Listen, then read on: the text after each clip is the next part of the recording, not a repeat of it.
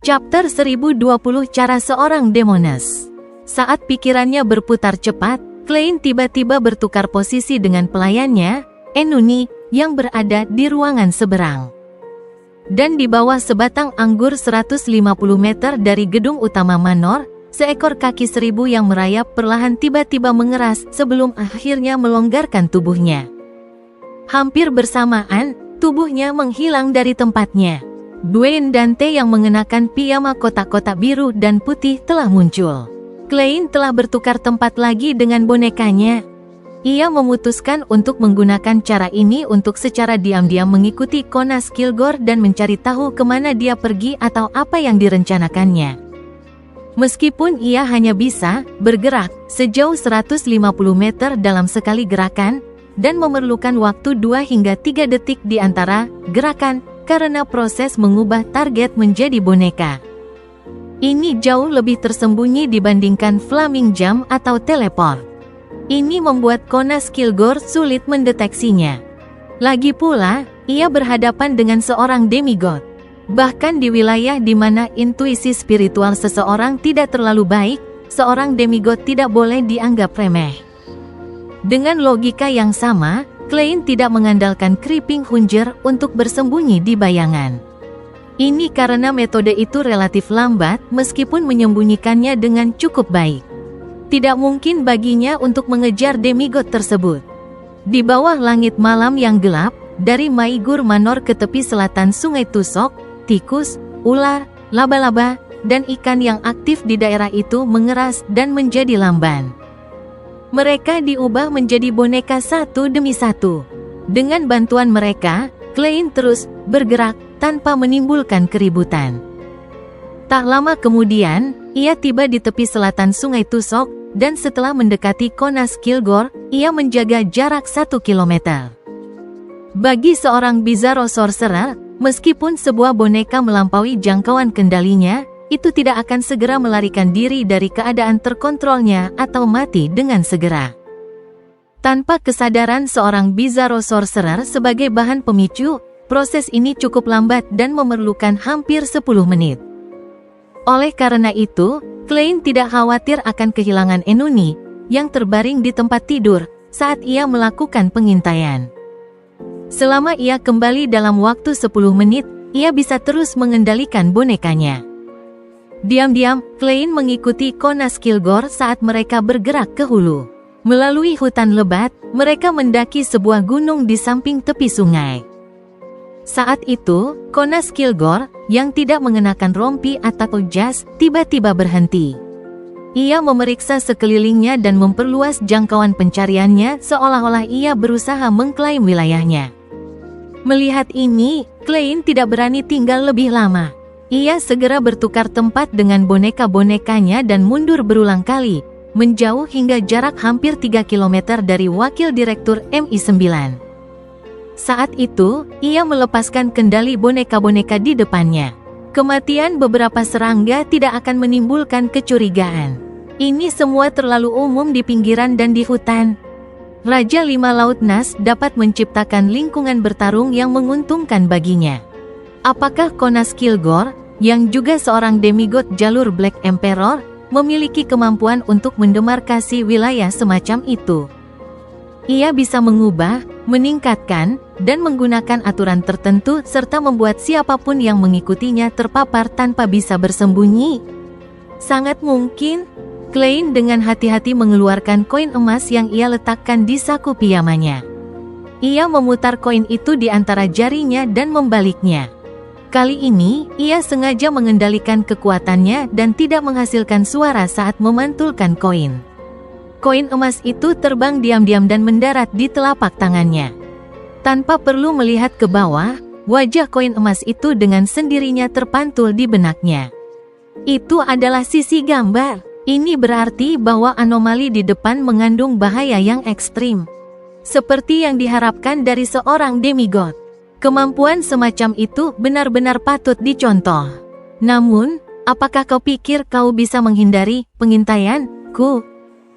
Klein mengejek dalam hati dan menemukan tempat yang sangat tersembunyi dan menjadikannya German Sparrow.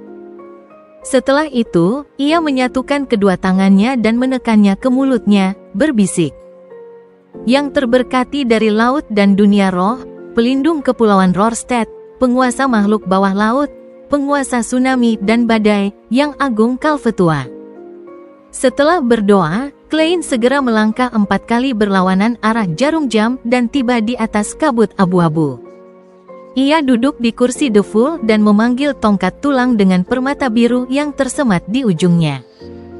Kemudian, dengan bantuan doanya, ia memanfaatkan respons Scepter of the Sea God terhadap para pengikut dan melihat area di sekitar German Sparrow. Ia lalu mengangkat pandangannya dan mengamati sekeliling. Menggunakan ini sebagai titik awal, ia memperluas visinya hingga 5 mil laut. Ini adalah batas dari apa yang dapat diamati Scepter of the Sea God dengan bantuan para pengikutnya. Dengan cara ini, area yang ditentukan Konas Klein, satu yang tidak dapat dihindari oleh objek manapun, muncul dalam pandangan Klein. Di area dermaga, di dalam sebuah gudang yang penuh barang. Cinta. Setelah Trisi tertawa, sosoknya menjadi samar seolah ia dimandikan oleh cahaya danau di malam hari. Dalam sekejap mata, Trisi, yang telah terikat erat dengan lapisan sutra oleh Demoness of Unaging Katarina Pele, berubah menjadi cermin ilusi. Itu adalah cermin tubuh penuh yang lebih tinggi dari seorang manusia. Cahaya berair berkilau di dalamnya saat halo hantu tumbuh darinya seolah-olah itu adalah pintu menuju dunia lain.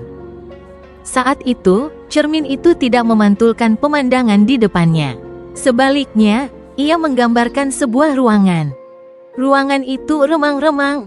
Tempat tidur dan furnitur telah dipotong menjadi banyak potongan kecil yang tersebar di mana-mana. Hanya bagian tengah yang bersih. Trisi berdiri di sana, mengenakan gaun hitam gelap.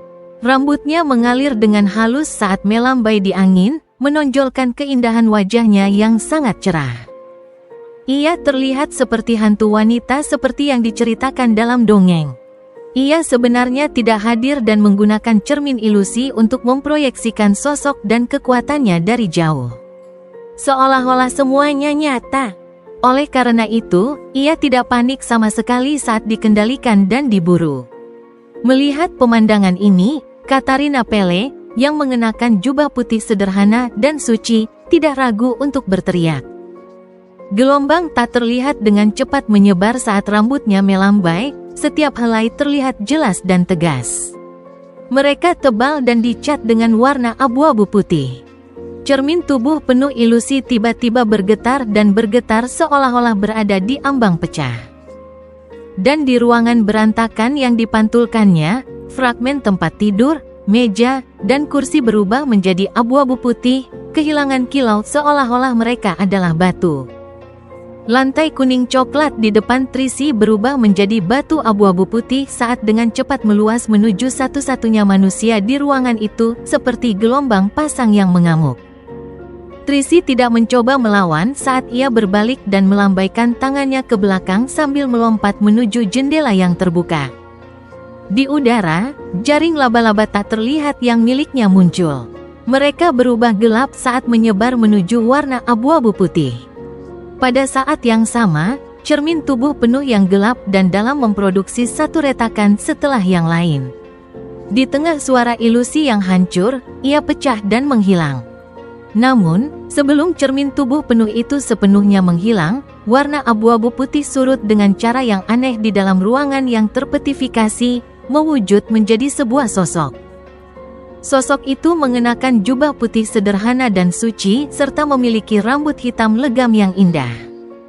Ia terlihat dewasa dan polos, seolah-olah ia memiliki sepasang mata biru yang dalam dan kekanak-kanakan. Ia adalah Demoness of Unaging Katarina yang baru saja berada di dalam gudang beberapa saat yang lalu. Viscount Stratford tidak dapat lagi melihat situasi di dalam ruangan seberang setelah cahaya hantu memudar. Ia menarik pandangannya dan mengalihkan ke Sermane. Ia mengenakan ekspresi campur aduk sebelum ia pulih. Trisi benar-benar sabar untuk menghadapiku. Ia bahkan menghabiskan berbulan-bulan untuk membesarkan seorang Demoness baru. Viscount Stratford menggelengkan kepala sambil tertawa. Apa yang ia inginkan kau dapatkan dariku? Saat itu, dengan sambungan Trisi yang terputus, jaring laba-laba di sekitar Sermane telah melonggar. Mereka tidak dapat mengikatnya dan membatasi kebebasannya. Gadis cantik ini mengenakan ekspresi kosong saat ia menjawab dengan tatapan hampa di matanya, ia ingin aku tahu kepada siapa kau benar-benar setia. Tanpa menunggu Viscount Stratford mengucapkan sepatah kata pun, ia bertanya ragu-ragu, matanya jelas menunjukkan kesulitan untuk menemukan kata-kata. Berapa banyak dari janji-janji yang kau buat padaku yang benar-benar nyata? Viscount Stratford terkejut sebelum ia tertawa. Kau mungkin adalah Demones yang paling bodoh dan paling naif yang pernah kutemui. Ekspresi Sermane membeku di wajahnya saat kilau di matanya yang begitu sulit ia dapatkan memudar sedikit demi sedikit. Di luar gudang, Sio dan Force bersembunyi di bayangan, mengamati area target yang sunyi. Mereka telah mengikuti Viscount Stratford ke sini. Kesabaran mereka terbayar saat mereka menemukan kapten pengawal kerajaan ini diam-diam meninggalkan rumahnya di malam buta, bergegas menuju area dermaga dekat jembatan Backlund. Menggunakan kekuatan Sio sebagai serif, mereka mengikutinya hingga ke sini dengan menjaga jarak yang cukup jauh. Mereka juga telah mengonfirmasi bahwa ia telah memasuki gudang di depan mereka. Selain itu, mereka juga merasakan bahwa kondisi Viscount Stratford semakin memburuk seolah ia terluka. Sebenarnya, kita memiliki kesempatan untuk bertindak saat dalam perjalanan ke sini. Force melihat ke pintu masuk gudang dan bergumam. Sio menjawab tanpa menatapnya, tapi kau sendiri yang mengatakan bahwa kau memiliki firasat bahwa semuanya tidak sesederhana itu dan ingin menunggu. Ini mungkin adalah intuisi seorang astrologer. Ini juga bisa jadi tindakan menunda. Force menjawab dengan nada merendahkan diri. Mereka tidak mengatakan apa-apa lagi saat keheningan kembali menguasai. Mereka terus menunggu dengan sabar. Saat itu, api hitam pekat menyala di tanah yang dipadatkan di depan mereka. Api aneh itu dengan cepat menyebar dan tetap dekat dengan tanah saat mengalir. Kemudian, ia membentuk deretan tulisan lunis. Ini adalah kesempatan yang kau dambakan. Mata Sio dan Force membesar bersamaan. Kemudian, mereka saling memandang, kehilangan kata-kata. Setelah beberapa detik, Force akhirnya tidak bisa menahan diri untuk bertanya, apa yang harus kita lakukan?